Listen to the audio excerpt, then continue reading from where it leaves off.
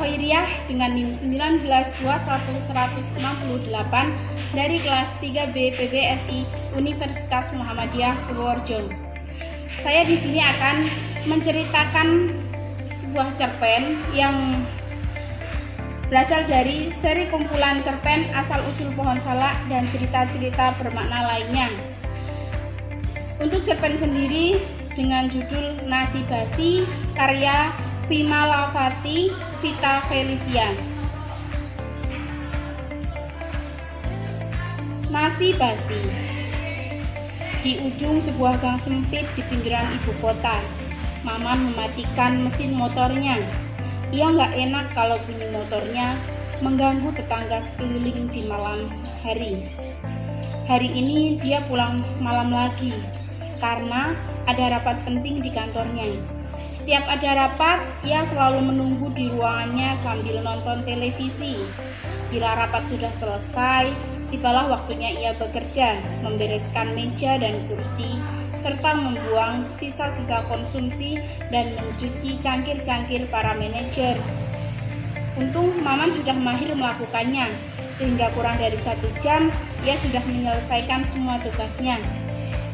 Setiap rapat pasti menyisakan dus-dus makanan yang berlebih, entah memang sengaja dipesan terlebih atau karena ada beberapa manajer yang tidak menyentuh jatahnya. Hari ini sisa 8, kata Maman pada dirinya sendiri dalam hati. Ia membuka tutup dus dan mengintip isinya, sambil menimbang-nimbang sampai kapan kira-kira nasi ini layak dimakan sebelum akhirnya basi. Sepertinya tahan sampai besok pagi, guman Maman dalam hati. Ia pun membawa 4 kotak ke pos satpam, sekalian menyerahkan kunci gudang, lalu pulang menenteng 4 kedus makanan. 2 untuk malam ini, 2 lagi untuk besok pagi. Lumayan buat hemat biaya makan hari ini. Jelas untuk seorang office boy di ibu kota, ia harus giat menabung agar adik-adiknya di kampung bisa terus sekolah. Saat memasuki rumahnya, bau khas rumah pun tercium, yaitu bau basi yang menyengat. Pasti sisa makanan kemarin, kata Maman dalam hati. Kemarin memang dia bawa pulang banyak. Maman tidak pernah lagi membagikan sisa makanan itu ke anak jalanan dan tukang ojek. Di ibu kota, semua orang memiliki rasa gengsi yang tinggi. Bahkan, anak jalanan saja menolak bila kita belikan nasi. Bagi mereka, yang penting dapat duit buat makanan. Dengan berat hati, Maman membuang dus makanan kemarin. Ia membungkusnya dengan kantong plastik agar baunya tidak mengganggu tetangga. Lalu meletakkannya di tumpukan sampah pojok depan rumah. Ia pun kembali masuk ke rumah untuk menyantap 2 dus yang sudah dipersiapkan menjadi makanan malam hari ini. Setelah selesai menyikat 2 porsi makanan, Maman segera keluar untuk membuang sisa makanannya. Ternyata di sana sudah ada anak kecil berbaju rusuh yang sedang memakan nasi basi yang baru ia buang. Anak tersebut kaget melihat Maman. Dia pun langsung berbalik badan dan cepat-cepat pergi sambil menetek makanan yang baru separuh dihabiskannya. Maman hanya bisa terpana melihatnya. Sesekali Maman mengintip keluar jendela. Ia selalu meletakkan 2 dus nasi di depan rumahnya. Ia berharap anak kemarin datang mengambilnya, karena ia sudah mempersiapkan nasi yang baru saja dia bawa pulang dari kantor. Beberapa jam berlalu, si anak belum juga muncul. Pagi-pagi saat Maman keluar untuk memanaskan motor, Maman disambut lagi dengan bau nasi basi. Kali ini berasal dari makanan yang ia sisakan untuk anak kecil kemarin. Rupanya anak itu tidak datang kembali. Dengan kesal, Maman membuang tumpukan sampah pojok depan rumahnya. Ia pun naik motor dan berangkat kerja. Namun ia tidak menyadari, di balik pantulan kaca spionnya, seorang anak mengendap-endap lalu memungut sesuatu yang baru dibuang ke tempat sampah. "Lepaskan bang, ampun bang, ampun, saya nggak nyuri, kan sudah dibuang," teriak anak kecil pemungut nasi basi dengan takut dan sedikit ngotot. Ia baru saja disergap Maman saat ia sedang menyantap makan malamnya di pinggir tumpukan sampah. Namun segera ia turunkan volumenya ketika Maman menempelkan telunjuk di depan mulutnya tanda menyuruh diam. "Ampun bang, saya pikir itu sudah dibuang bang." Anak kecil itu meminta maaf dengan ketakutan. Iya, tidak apa. Memang sudah saya buang karena sudah tidak sehat kalau dimakan. "Ayo sini, saya masih punya makanan yang baru," kata Maman sambil menarik anak tersebut.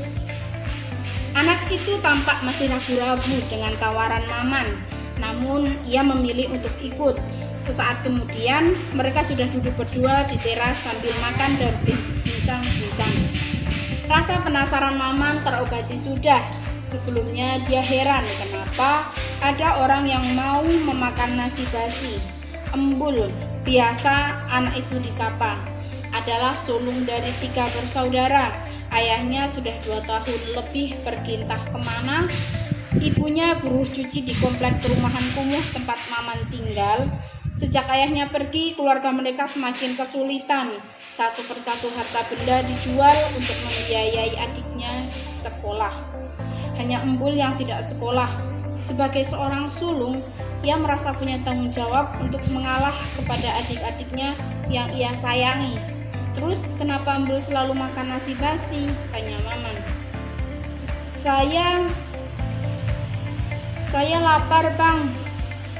Di rumah emak masaknya selalu kurang.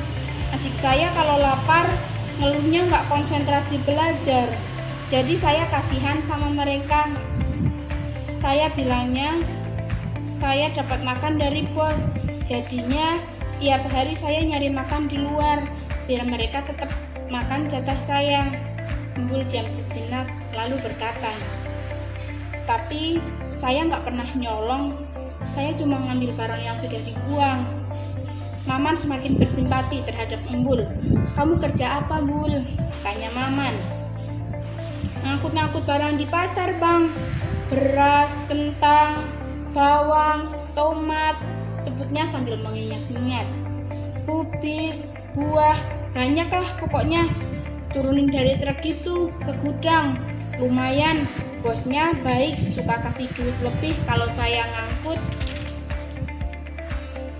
Mereka pun melanjutkan pembicaraan mereka sampai larut malam. Tidak lupa Maman memberikan lagi sebuah nasi kotak untuk Embul, nasi yang belum basi tentunya. Sejak pertemuan malam itu, setiap malam Embul selalu datang ke rumah Maman untuk mengambil jatah makan malam sampai suatu hari Maman pulang dari kantor dengan membawa nasi kotak serta kabar baik buat Embul. Pimpinan Maman setuju memasukkan Embul sebagai office boy di kantor. "Yang benar, jadi saya kerja di kantoran gitu? Wah, saya nggak punya baju bagus." Embul nampak bersemangat. "Ya enggak lah, Embul, kamu kayak sekolah tinggi aja," canda Maman. "Kamu bantu saya di kantor jadi tukang bersih-bersih. Gajinya lumayan daripada kamu angkut di pasar. Seragamnya pun dikasih sama kantornya. Kamu pulang pergi ikut saya aja sekalian. Uangnya ditabung buat bantu adik." Embul tidak tahu harus berkata apa lagi. Dia hanya mengangguk-angguk dengan wajah bersemangat. Maman pun sangat senang bisa membantu Embul, sosok yang kurang lebih mirip dengan dirinya. "Kalau kerja sama orang, yang penting kamu harus rajin dan jujur. Saya tahu kamu anak yang jujur. Buktinya, walaupun sedang susah, tapi kamu gak berani nyolong. Memang, apapun godaannya, kita harus takut dan malu berbuat jahat." Maman menyelipkan sedikit nasihat untuk Embul. Anak itu cuma bisa mengangguk-angguk dan bersemangat. "Dan juga di kantor saya tuh tiap malam banyak nasi sisa dan boleh dibawa pulang. Bisa kamu kasihkan ke adikmu biar konsentrasi belajar. Ulangannya nanti bisa dapat nilai 10, kata Maman sambil mengangkat ke-10 jarinya diiringi gelak tawa riang dari Embul. Di ujung sebuah gang sempit di pinggiran kota, tidak pernah terlihat seorang anak dekil sedang memakan nasi basi lagi.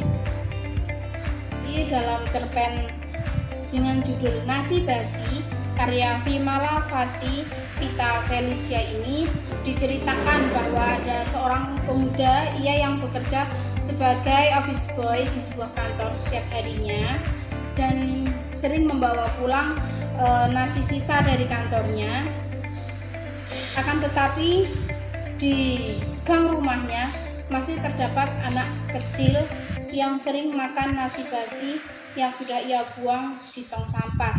Jadi pelajaran yang dapat diambil dari cerita ini adalah seberat apapun masalah kita, itu kita harus bersyukur karena kita harus melihat orang yang di bawah kita, dia jauh lebih membutuhkan dari yang kita pikir itu udah nggak berguna lagi buat kita. Jadi intinya seberat apapun himpitan dan kondisi hidup kita di dunia ini, kita selalu tanamkan dalam diri kita masing-masing itu rasa malu untuk berbuat jahat dan rasa takut akan perbuatan yang kita perbuat di dunia ini. Mungkin cukup itu ringkasan atau ulasan dari cerpen Nasi Basi ini. Kurang lebihnya mohon maaf. Wassalamualaikum warahmatullahi wabarakatuh.